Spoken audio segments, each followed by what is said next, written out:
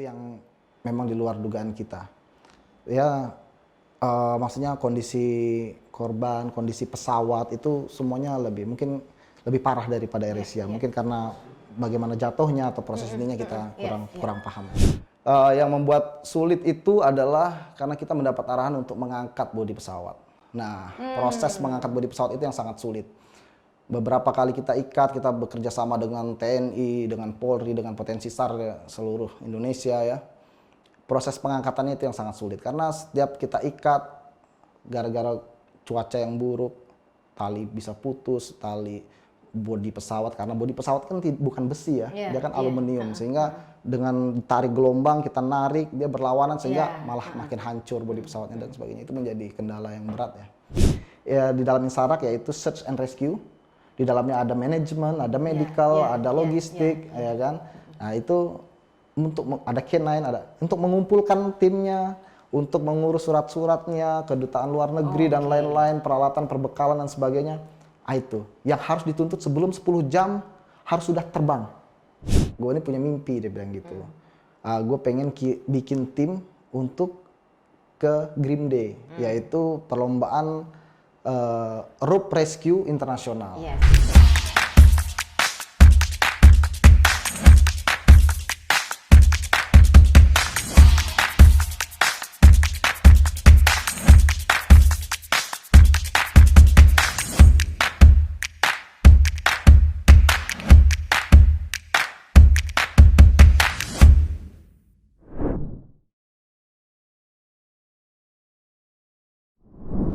Hola di Rope to Rope Channel. Sekarang Sari Widuri ada datang tamu lagi.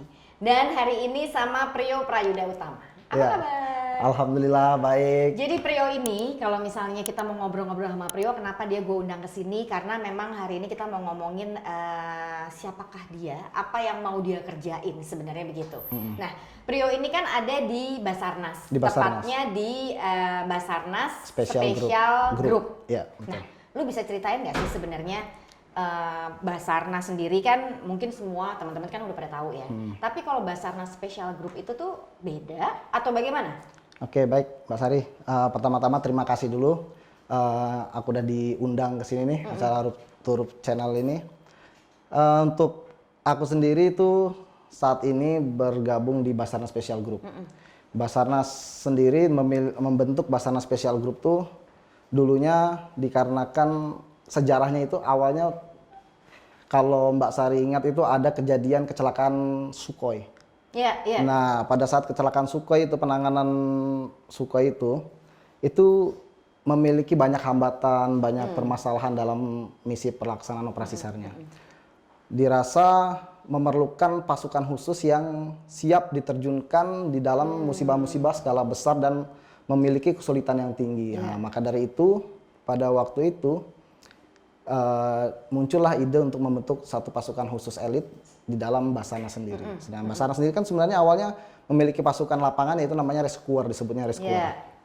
Nah, itu bertugas di kantor SAR masing-masing provinsi ataupun daerahnya masing-masing. Nah, untuk Basarnas Special Group sendiri itu dijadikan satu untuk siap diterjunkan kapanpun itu di dalam satu mes itu dipusatkan di kantor pusat Basarnas gitu. Oh, jadi memang Basarnas Special Group ini adalah satu grup yang memang sudah terpilih. Terpilih ini pakai proses nggak? Ada step-stepnya nggak untuk bisa menjadi bagian dari BSG ini? Ya, untuk menjadi bagian dari Basarnas Special Group tentu ada prosesnya.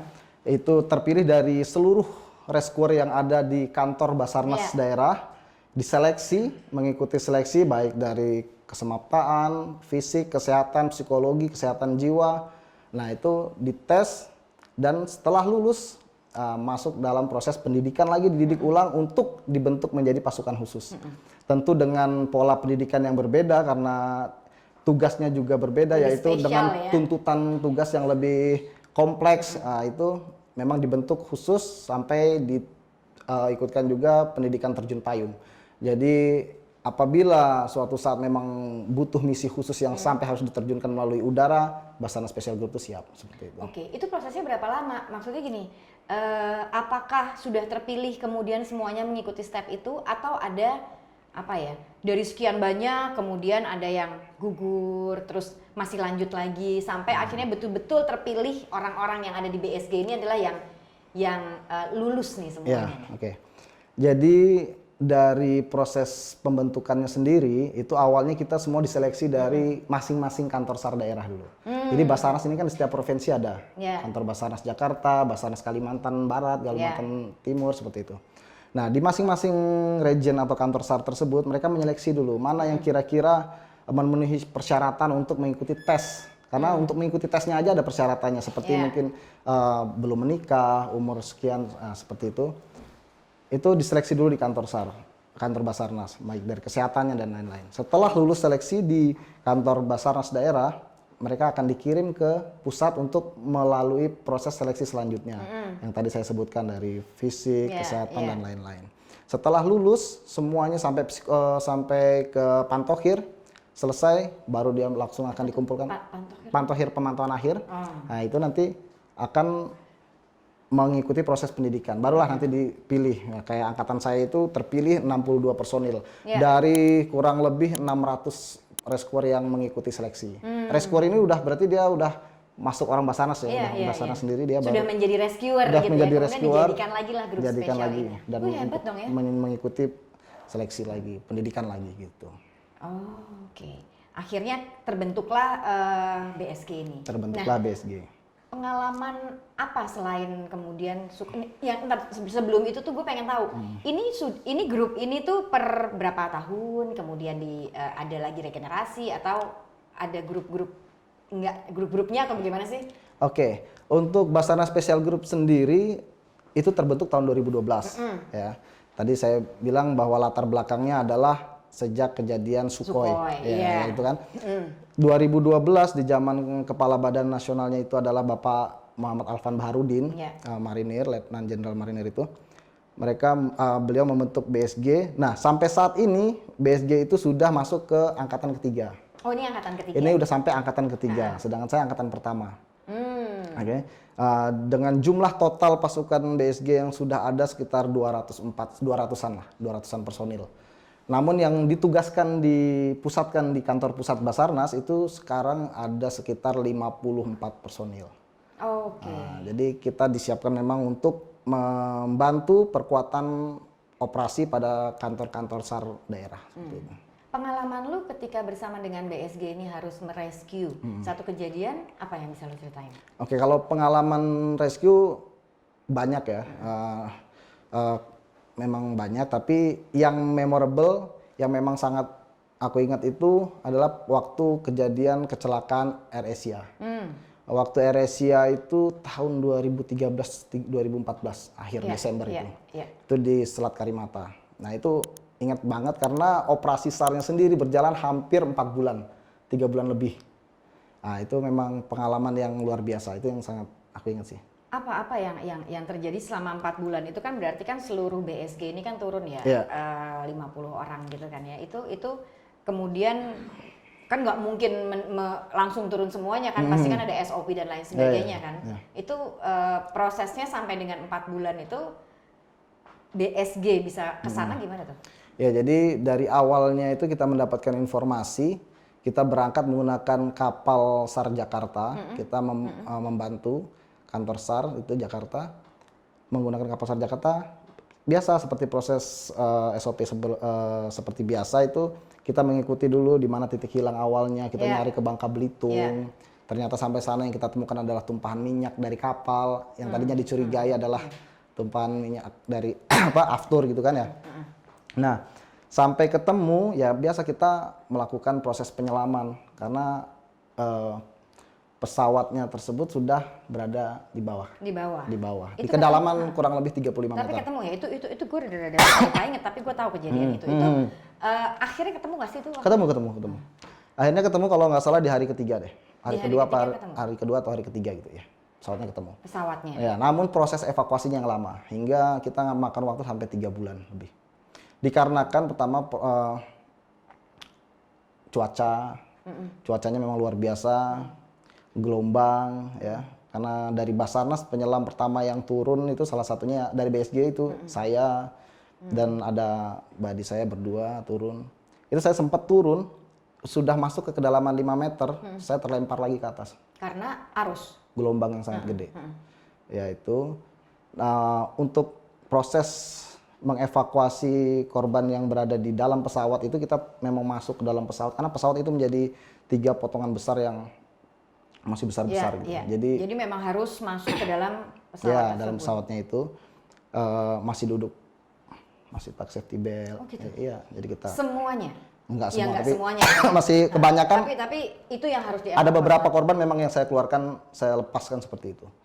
Saya bawa naik ke atas dan sebagainya. Ada juga yang udah berada di luar pesawat dan lain-lain seperti itu.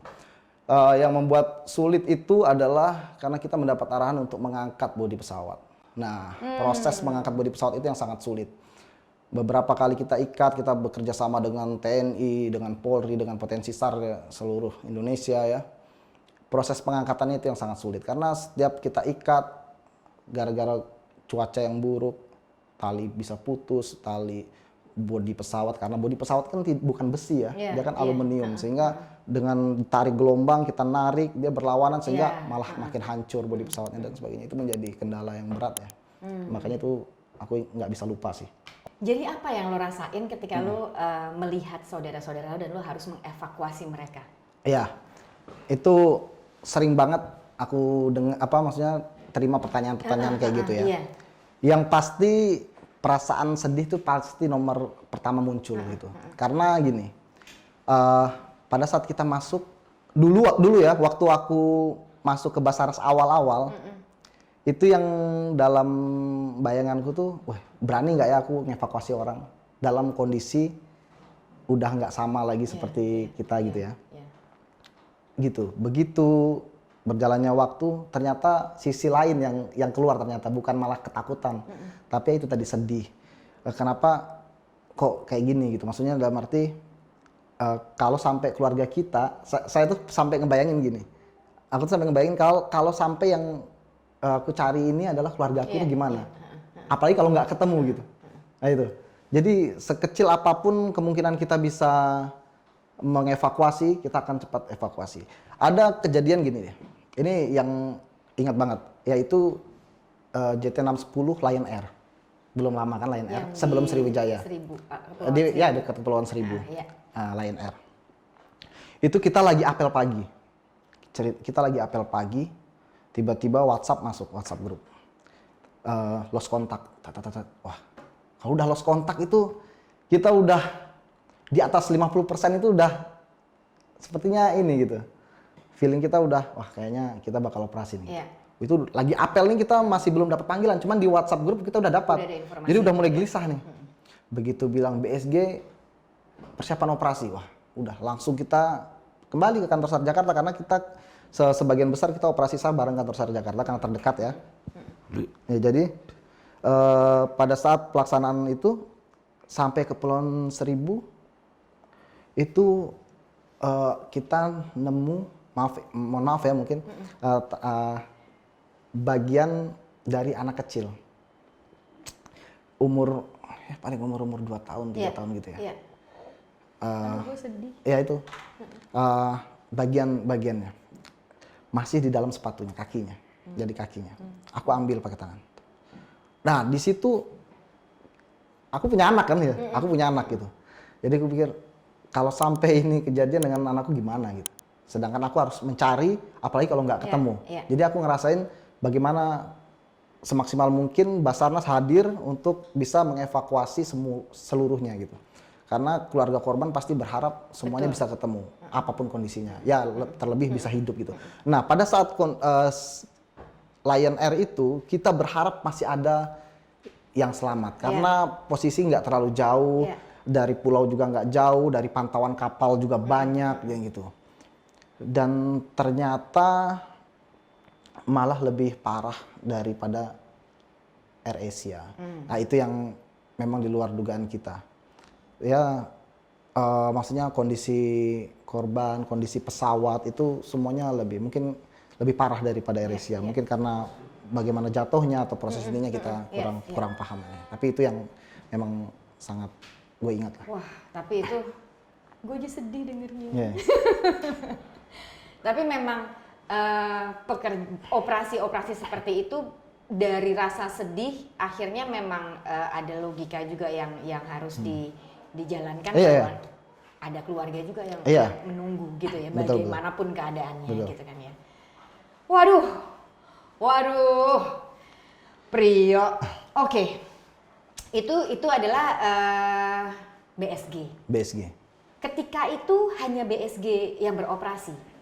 Oh enggak, setiap pelaksanaan operasi SAR, Basarnas itu selalu menggandeng pihak-pihak yang kita sebut potensi SAR. Potensi SAR itu bisa dari TNI, bisa dari Polri, bisa dari organisasi-organisasi kepemudaan dan lain-lain. Ya, banyak sekali potensi SAR, tinggal nanti kita menyesuaikan dengan operasi apa yang kita butuhkan kemampuannya di bidang apa. Misalnya seperti kita butuh kemampuan penyelam yang banyak. Nah, kita punya potensi SAR dari penyelam, baik dari Indonesian Diver, dari macam-macam, dari banyak sekali organisasi selam seperti PSSI, POSI dan lain-lain seperti itu. Nah, mereka semua datanya udah ada di Basarnas sehingga pada saat kita memang membutuhkan tenaga tambahan, mereka sudah siap selalu untuk membantu kita. Oke. Nah, artinya kan ini juga harus diatur dengan satu organisasi yang baik ya. Di Basarnas Special Group ini, lu juga ikut menjadi apa ya istilahnya, pengurus atau apa gitu? Oke, kalau di Basarnas Special Group ini kebetulan aku sebagai Wadanki ya, Wakil Komandan Kompi. Jadi aku membantu tugas-tugas Danki atau Komandan Kompi kita itu dalam hal semua mengkoordinir kegiatan, mengkoordinir latihan, operasi dan lain-lain. Nah, tapi untuk mengkoordinir potensi SAR itu ada bagian sendiri di Basarnas yaitu Bina Potensi namanya, di bawah Direktorat Bina Potensi. Jadi semua data potensi SAR itu semua sudah terekap di situ, pelatihan potensi SAR seperti apa, pertemuan-pertemuan dengan potensi SAR rutin tiap tahun dilaksanakan, itu sudah mereka yang mengatur. Kita tinggal melaksanakan operasi SAR bersama gitu. Oke, jadi memang ada pembinaannya sehingga ketika memang harus turun pun juga semuanya sudah siap ya. Dan sudah mengerti satu sama lain gitu bagaimana cara harus bekerjanya gitu. Oke, kalau misalnya BSG ini kan adalah Basarnas Special Group. Nasional ya skupnya ya.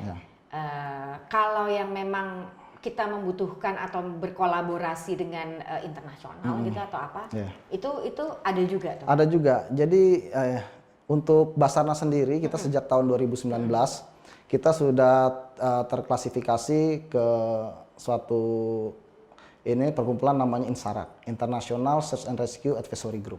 INSARAG ya? INSARAG itu di bawah naungan PBB. Jadi INSARAG itu mengakomodir untuk operasi-operasi SAR khususnya urban SAR.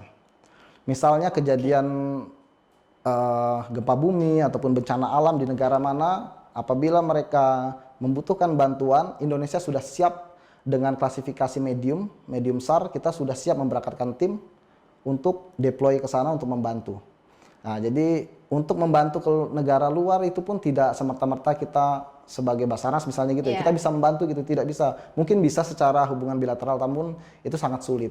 Nah, namun dengan adanya kita bergabung dalam INSARAG ini, semuanya bisa lebih mudah gitu. Misalnya negara tetangga membutuhkan bantuan, kita bisa lewat jalur ini gitu. Jadi ini adalah satu asosiasi internasional di bawah PBB. Operasi-operasi yang dilakukan mungkin tidak beda jauh dengan operasi-operasi dari cuma di luar negeri aja. Cuma di luar negeri. Tapi ketika misalnya Indonesia ini kan rawan ya dengan gempa atau beberapa kali gitu ya, kita tahu bahwa terjadi tsunami. Gitu. Itu juga INSARAG turun. Kayak gempa Padang misalnya. Itu tim dari Singapura mengirimkan bantuannya ke Indonesia. Karena waktu itu Indonesia memerlukan bantuan lah ya internasional, sehingga tim negara tetangga kita Singapura itu ikut membantu. Ya seperti itulah. Ini misalnya misalnya pun Singapura ataupun dan negara lain lah, misalnya negara A membutuhkan dan mereka membuat pernyataan bahwa kami membutuhkan bantuan internasional dalam bidang rescue-nya, karena di dalam aplikasinya itu kita hanya memantau aja nanti. Nah, kalau negara kita misalnya negara A, dia akan buat statement bahwa negara kita saat ini terdampak gempa sekian. memiliki dan ada korban sekian, korban hilang sekian, korban meninggal sekian. Kita membutuhkan bantuan. Nah, bantuan ini belum tentu search and rescue, bisa bantuan hanya tenda, makanan dan lain-lain, baju. Nah, tapi kalau pada saat mereka bilang butuh bantuan search and rescue, personil search and rescue. Nah, di situ nanti semua negara yang sudah masuk di dalam Insarak, mereka akan pantau terus dan akan memberikan status. Siapkah dia, memonitorkah dia, siap deploy atau dan sebagainya. Kalau siap deploy berarti nanti oke, saya butuh dari negara ini aja karena mungkin yang lebih dekat atau dan sebagainya. Oke, mana yang siap, langsung berangkat. Dan standarnya adalah di bawah 10 jam harus sudah siap berangkat dengan semua persiapannya, pengurusan keberangkatan, ya semuanya, peralatan, tim dan lain-lainnya. Dan memang semuanya harus standarnya di bawah 10 jam harus sudah siap terbang. Di bawah 10 jam semua safety harus siap terbang. Siap ya. Oke. Selain harus beroperasi gitu ya, Insarak sendiri punya kegiatan kah gitu, atau mungkin ada satu kayak tadi kan kalau misalnya di BSG ada pembinaan, ada apa gitu. Kalau di Insarak juga begitu? Ada. Jadi rutin setiap tahun itu Insarak punya kegiatan latihan mulai dari hanya latihan kayak sekarang ya. 2 tahun ini kita ada karena dampak pandemi, jadi latihan kita tidak bisa tatap muka. Maksudnya tidak bisa secara langsung praktek, tapi kita membuat latihan gabungan itu melalui virtual. Kayak kemarin tuan rumah dari China, mereka menjadi tuan rumah, mereka nanti akan bikin kasus ini, oke Indonesia kamu sebagai ini, nanti kita latihan bersama tapi via Zoom selama 3 hari dan lain gitu. Nanti bergantian rutin, ada pertemuan-pertemuannya gitu. Nanti tahun ini juga akan ada pertemuan lagi, kalau nggak salah di Bali nanti itu semuanya kan kita menjadi tuan rumah seperti itu, akan bergantian gitu. Oh seru ya. Seru. Apalagi virtual itu kan menjadi tantangan tersendiri ya. Ada satu kasus, kemudian kita menyelesaikannya secara offline gitu ya di lapangan, kemudian nanti bertemu lagi secara virtual. Udah berapa kali nih selama pandemi ini? Oh, udah sering lah ya. Banyak banget ya. Iya sering. Dan itu menjadi sesuatu yang baru dong buat teman-teman. Iya kita jadi dapat misalnya, cara menyelesaikan kasus yang sama, setiap negara punya cara yang berbeda untuk menyelesaikannya kan. Nah, nanti kita bahas bersama-sama. Kenapa pakai cara ini, kenapa pakai cara ini. Mungkin buat mereka lebih mudah karena misalnya buat mereka postur lebih besar-besar, tapi menyesuaikan lagi dengan kita mungkin postur agak kecil-kecil. Bagaimana caranya. Gitu. Tapi gue pengen nanya deh ya. Kan Indonesia dengan negara-negara lain kan punya karakter yang berbeda. Ya. Apakah pembinaannya sama atau beda-beda juga sih? Misalnya kalau di Indonesia porsi menyelamnya mungkin lebih banyak, atau hal-hal yang berbeda. Begitu atau semuanya seragam kalau di Insarak misalnya? Ya tentu berbeda ya. Mereka di Insarak sendiri, tujuan didirikannya Insarak itu adalah untuk menyamakan standar minimum operasional. Pada saat pelaksanaan operasi SAR, pada saat semua negara bertemu, ada standar yang semuanya sama. Okay. Namun standar tersebut Insarak memberikan bahwa bahwa mereka menghargai semua standar yang kalian lakukan di masing-masing negara. Nah, namun ada standar yang kita sepakati untuk bahwa kalau misalnya untuk marking deh, untuk tanda deh, bahwa misalnya ada satu bangunan atau gedung runtuh yang sudah dikasih tanda, seluruh anggota Insarak, siapapun yang memberi tanda semua bisa baca tanda itu apa maksudnya. Nah seperti itu. Namun misalnya bagaimana cara dia mengerjakan dan lain-lainnya, ya dia menghargai untuk setiap negara memiliki caranya masing-masing. Seperti itu. Oke, berarti secara dasar ada yang disamakan. Ada yang disamakan. Gitu ya? Oke. Begitupun juga dengan komunikasi-komunikasi yang terjadi di setiap operasi itu ya. Betul. Sama kayak kalau misalnya diving, adalah ya. Ya bahasanya udah sama kan ibaratnya gitu. Itu mau dari organisasi manapun bahasanya sama, begitu dive sama ya, benar. Dan nyelam artinya sama gitu ya, kan. Benar-benar. Dalam waktu dekat ini ada kegiatan lagi di Insarak atau di BSG gitu yang lu terlibat apa gimana? Untuk di Insarak sendiri itu seperti yang saya katakan tadi bahwa tahun ini akan banyak latihan praktek karena kita lihat sudah mulai agak longgar ya. Sepertinya tahun ini program-program latihannya akan lebih ke praktek. Karena kita 2 tahun kemarin sudah banyak ke teori kelas Iya, dan iya.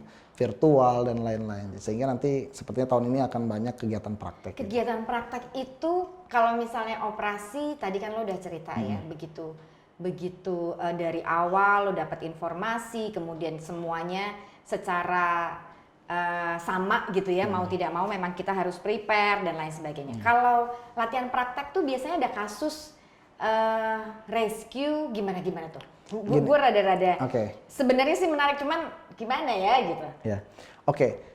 Dalam proses ini kita ngobrol masih insarak ya. Oke, dalam insarak itu sebenarnya proses yang paling sulit adalah proses deployment. Jadi insarak ini kan dia prosesnya adalah mulai dari preparedness, ya kan, deployment, habis itu operation, habis itu demobilization, sampai ke post mission. Ya. Di proses mobilization deployment-nya itu yang sangat sulit karena kita harus menyiapkan tim, mengumpulkan tim. Karena tim kan bukan hanya BSG, BSG hanya sebagian tim dari di dalam insarak yaitu search and rescue. Di dalamnya ada manajemen, ada medical, ada logistik, ya kan. Nah, itu untuk ada K9, ada untuk mengumpulkan timnya, untuk mengurus surat-suratnya, kedutaan luar negeri dan lain-lain, peralatan, perbekalan dan sebagainya. Itu yang harus dituntut sebelum 10 jam harus sudah terbang. Jadi pesawatnya, ya, kayak kita kan, surat-suratnya. iya, kita kerjasama dengan TNI AU untuk pesawatnya, kita menggunakan Hercules 2 unit. Jadi kalau kita deployment sudah pasti SOP-nya 2 unit Hercules, truk dan sebagainya semua harus siap terbang. Logistik semua. harus ada. Harus lengkap kalau semua misalnya untuk pun 7 hari operasi dan lain-lain. Karena kalau kita sudah membantu negara terdampak, kita tidak boleh merepotkan negara terdampak. Jadi kita datang tidak boleh, oh, gue nggak punya makanan, gue nggak punya minuman, tolong dong BBM. Kita harus sudah stok semua, bawa dari sini. logistik semuanya juga sudah harus disiapkan Semua. ya. Medical semuanya pun juga. Semuanya. Berarti ada dokternya juga dong. Ada Dokter dokternya. ini termasuk di bagian insarak atau memang ada Jadi dalam insarak. Kita masuk dalam tim. Jadi kalau udah masuk dalam tim insarak, kita yang dibawa bukan nama Basarnas khusus tapi Indonesia. Makanya nama tim insarak kita adalah Inasar. Bukan Basarnas. jadi ketika sudah turun ke atau bergabung dengan insarak ini jadi Inasar Inasar. Indonesia. Jadi Iya, inilah Indonesia yang harus Search and disiapkan. Rescue. Dan semua standar dari insarak adalah di bawah 10 jam Sudah harus terbang. prepare apa sudah harus sampai? Sudah harus siap terbang. Sudah harus siap terbang. Kalau sampai kan kita melihat negara Tergantung mana, jauhnya ya. tergantung jarak negara, betul. Pengalaman lu sendiri bersama dengan Isarnas, Insarak. Insarak ya. Insarak ini ketika beroperasi? Oke, untuk pengalaman operasi terkait insarak sih sampai saat ini belum ya, karena kita baru bergabung dari 2019.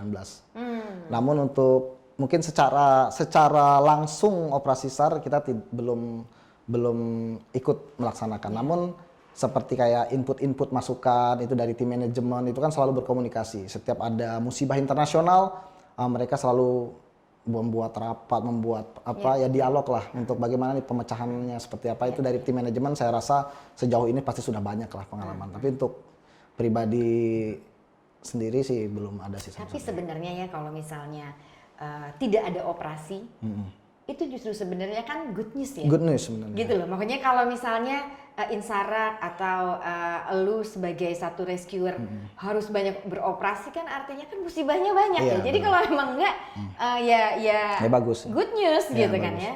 Nah, selain itu selain berlatih kemudian kan pasti akhirnya kan dari lu sendiri kan mengurus organisasinya juga ya. Nah, dari rescue dengan beragam. Nah, ada spesial gitu kan misalnya menyelam, kemudian kalau kita mau ngomongin rope rescue, ada rescue yang menggunakan atau di ketinggian, begitu ya. Nah, itu perbedaan-perbedaan apakah berbeda gimana ya kok nanya.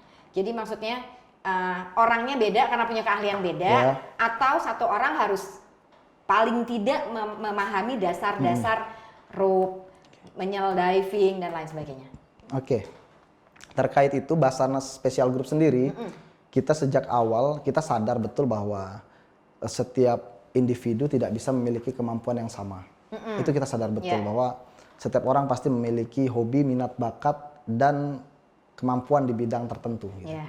Sehingga kita dari pengurusan BSG sendiri kita membuat BSG menjadi 3 matra.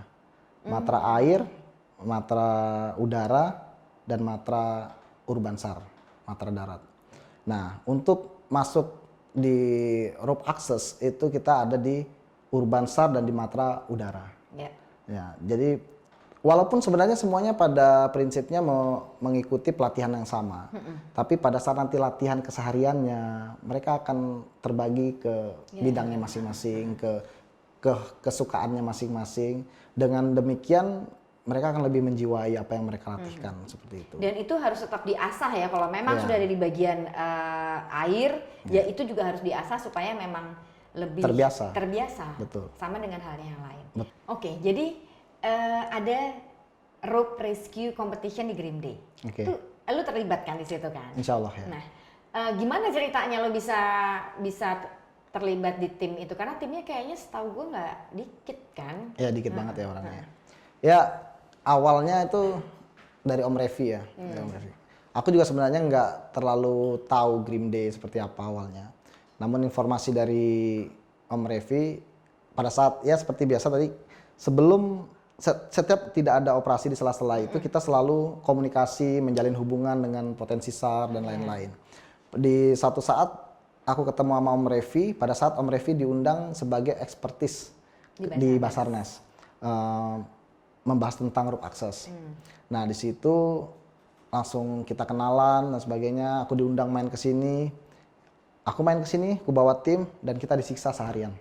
Disiksa seharian untuk main tali, naik turun ya seperti itu. Tapi lu basic untuk naik udah ada sebenarnya. Sebenarnya ya apapun yang kita lakukan di sini sebenarnya kita udah tahu semuanya. Tahu, kan? Cuma ya kita main aja di sini. Nah, karena lu main itu lu disiksa kan. Nah, terus habis itu lu ngobrol, ya, akhirnya kenal dong. Ya, akhirnya ngobrol-ngobrol gitu. Nah, ternyata Om Revi ini dia cerita bahwa gue ini punya mimpi, dia bilang gitu. Gue pengen bikin tim untuk ke Grim Day, yaitu perlombaan rope rescue internasional. Jadi Grim Day itu katanya adalah perlombaan tim, secara tim untuk rope rescue. Nah, di situ. Dan ini kayaknya nggak yang pertama ya? Nggak yang pertama, kalau nggak salah udah yang ke-15 atau ke-17 gitu ya. Nah, jadi dan sampai saat ini Indonesia belum pernah ngirim tim. Nah, sehingga Om Revi itu dia pengen ada satu tim dari Indonesia yang dikirim. Nah, kita ngobrol-ngobrol, gimana yo, lu tertarik nggak? Oke, gue tertarik banget lah, gue bilang gitu. Kalau memang mau bikin tim nanti kita komunikasi lagi lebih lanjut. Nah, ternyata pada saat beliau udah ngambil brosurnya dan sebagainya, serius nih, yuk jadi kan, ayo kita running gitu, bilang gitu. Jadi sampai saat ini kita udah persiapannya masih seperti persiapan administratif, persiapan dan lain-lain, persiapan fisik dan lain-lain itu kita mulai latihan lagi lah gitu. Oke, dan rencananya bulan September ya? Bulan September. Bulan September ada beberapa tim dan Prio termasuk di dalamnya. Sukses lah ya mudah-mudahan ya, pasti kan latihan harus dimulai. Amin, ya. Persiapan juga. Ya. Tapi sebenarnya ini yang dari tadi gue belum tanya. Kegiatan hobi lu selain dari pekerjaan lu yang juga menyenangkan gitu ya kan. Bagaimanapun juga gue ngeliatnya itu tetap menyenangkan gitu kan ya. Apa sih gitu kan kalau misalnya teman-teman kan mungkin iya gue kalau nggak manjat atau apa sepedaan apalah gitu, lu punya hobi apa sih? Sebenarnya kalau ditanya hobi itu nggak nyambung ya.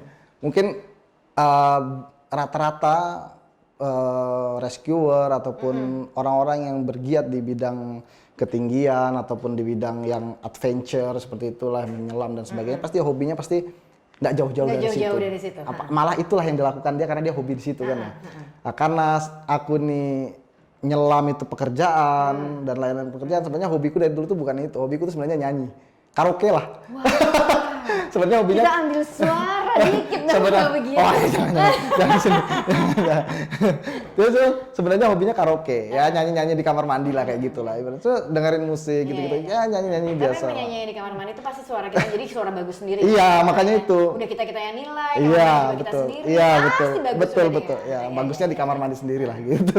Iya, tapi nah, kalau hobi-hobi lain apa ya? Aku masak. Enggak sih. Tapi pada pandemi awal-awal 3 bulan di rumah, WFH, ya work from home di rumah itu 3 bulan, kita masak terus. Tapi walaupun masakannya hancur ya, cuma ngikutin di YouTube orang masak martabak, bikin martabak sendiri, bikin kue, dimakan sendiri bengkak. Dan hobinya makan, salah satunya ya. Bener. Dan Hobinya makan. jalan-jalan. Ya mungkin itu hobinya makan. Oke, seru sih, tapi yang pasti semua pekerjaan itu kan baik ya. Baik. Ada orang yang memang bekerja karena hobi, Iya. pekerjaan, tapi ada juga yang punya kegiatan lain. benar. Sukses buat lu. Amin. Sukses juga buat BSG. Amin. Terus apa ya, berlatih ya, karena memang tetap sih menurut gue ketika lu tidak harus beroperasi itu adalah good news. Iya. Ya kan? Betul. Dan mungkin terakhir untuk teman-teman yang bagaimana ya, mungkin punya hobi. Seperti tadi kan lo bilang hobi kemudian bekerja di satu dunia yang sama. Oh, menyenangkan banget, semuanya kan bilang gitu kan. Iya, hobinya naik gunung, hobinya manjat, terus dapat pekerjaan itu senang banget. Buat teman-teman di luar sana ya, entah mengenai Basarnas, entah mengenai rescue, apa? Untuk rekan-rekan Basarnas dulu ya. Untuk rekan-rekan Basarnas Rescuer seluruh Indonesia, saya rasa kita saling mengingatkan aja jangan bosan berlatih, Memang kita selalu berharap bahwa bencana musibah itu tidak pernah datang. Kita berharapnya seperti itu. Namun harapan itu tidak berarti apa-apa pada saat operasi itu terjadi. Kalau kita tidak berlatih gitu kan ya. Jadi satu-satunya cara adalah untuk kita siap, kita harus berlatih. Jadi kalau kita tidak mau ada bencana, bersiaplah untuk ada bencana. Nah, intinya itu, ya kan? Kalau kita tidak mengharapkan adanya bencana, bersiaplah untuk terjadinya bencana. Jadi berlatihlah, tingkatkan kompetensi, tingkatkan skill, karena semakin banyak berlatih, skill akan terus terasah. Nah, untuk rekan-rekan yang di luar Basarnas yang memiliki hobi yang mungkin bersinggungan dengan kegiatan-kegiatan kemanusiaan ataupun kegiatan-kegiatan yang dilakukan oleh Basarnas, jalankan hobi dengan hati-hati, taati prosedur, ikuti pelatihnya, jangan pernah berkegiatan sendiri karena body system itu penting, dan lakukan dengan sungguh-sungguh, mungkin nanti akan insya Allah menjadi berkat juga buat orang-orang lain, bisa bermanfaat juga. Siapa tahu Basarnas juga tidak memiliki kemampuan yang teman-teman miliki, kita juga punya jalur untuk bisa meminta bantuan oleh teman-teman, bekerja sama lah. Gitu. Dan yang terakhir buat Indonesia nih, hidup di negara yang memang rawan bencana, rawan musibah. Masyarakatnya kan juga nggak bisa ya, terus kemudian kita ya udahlah kalau ada musibah ada Basarnas, ada ini, ada itu, ada begitu. Apa sih yang mesti kita siapin juga? Intinya sadar bencana ya. Sadar bencana itu penting, bahwa seperti gini deh. Apakah kita takut tenggelam di kapal? Kita udah belajar berenang belum gitu? Jadi kayak aku sendiri di rumah itu aku wajibkan semua keluargaku wajib bisa berenang. Ya maksudnya dengan wajib tuh ya kita belajar berenang mungkin dari have fun, maksudnya jalan-jalan ke kolam renang, kita belajar bagaimana keselamatan. Kalaupun kita takut air, bagaimana SOP-nya menggunakan life jacket dan lain-lain, itu kita tekankan. Jadi untuk masyarakat sadar bencana itu penting, namun kita tidak boleh takut. Intinya di masing-masing daerah memiliki kerawanan bencana masing-masing. Mungkin ada yang rawan gempa bumi, mereka udah sering pasti mengalami gempa bumi, mereka lebih paham bagaimana cara mengatasi. Nah, itu lebih mengamankan diri masing-masing, lebih aware gitu ya. Lebih aware juga kita ada di mana. Dan juga nggak sembrono kali ya, kan kadang-kadang kan kita masih seenaknya aja nih terhadap dunia sekitar kita. Oke, Priyo, thank you.